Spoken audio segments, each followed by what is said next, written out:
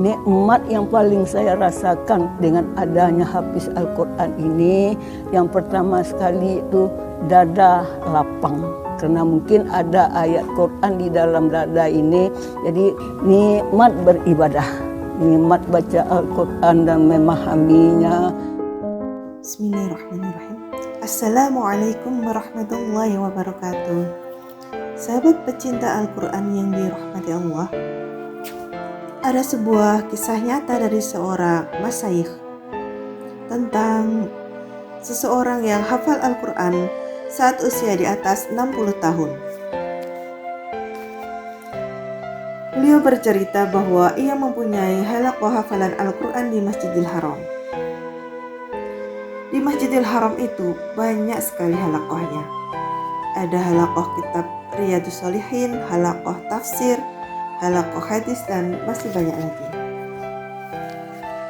Salah satu halaqah yang dimiliki Syekh ini adalah halaqah hafalan Al-Quran yang pesertanya rata-rata anak-anak muda di bawah usia 30 tahun. Ada sebuah pemandangan yang saat halaqah berjalan, Syekh itu kedatangan sesosok orang tua yang rambutnya sudah beruban. Syekh mengira kedatangannya cuma sebentar saja, cuma melihat-lihat saja. Pertama-tama Syekh itu tidak terlalu terganggu. Lama-kelamaan, saat orang tua itu semakin mendekat ke halaqah hafalan Al-Qur'annya, Syekh itu pun bertanya, "Bapak sedang apa di sini?" "Saya ingin menghafalkan Al-Qur'an, Syekh," jawab orang tua tadi yang ternyata orang Saudi. Syekh merasa asing dengan harapan orang tua itu.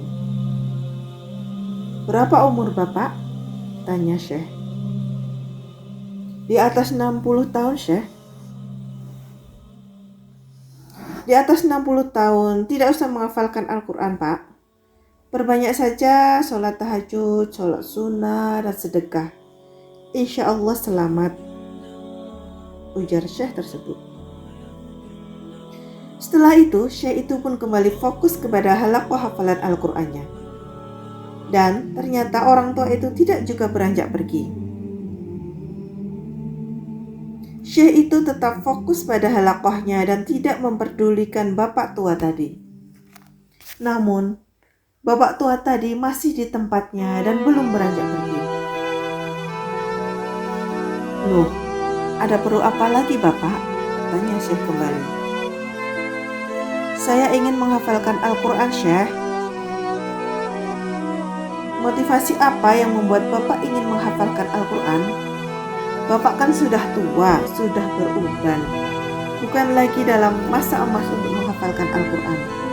Sudahlah Pak, perbanyak ibadah saja yang sunnah dikerjakan."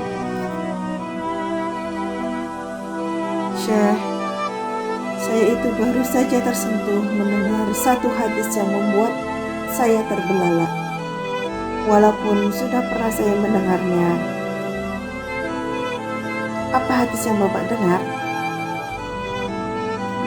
"Saya mendengar sebuah riwayat bahwa rumah yang tidak dibacakan Al-Quran itu laksana kuburan. Saya mendengar hadis ini sudah lama, tetapi hati saya baru tersentuh saat ini.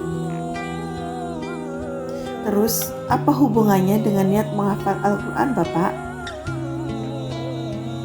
"Iya, bagaimana saya tidak tersentuh kalau rumah yang tidak dibacakan Al-Quran itu laksana kuburan? Berarti dada yang tidak ada hafalan Al-Quran ini juga dada kuburan.